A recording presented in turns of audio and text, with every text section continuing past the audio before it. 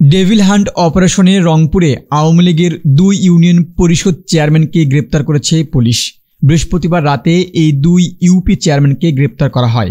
গ্রেপ্তারকৃতরা হলেন পীরগঞ্জ উপজেলার 7 নং বড় আলমপুর ইউনিয়ন পরিষদ চেয়ারম্যান ও ইউনিয়ন আওয়ামী লীগের সদস্য আবু সাইদ হাফিজুর রহমান সেলিম মিয়া ও রংপুরের সদর উপজেলা খলিয়া ইউনিয়ন পরিষদের চেয়ারম্যান ও উপজেলা আওয়ামী লীগের সদস্য মোতাল্লেব হোসেন।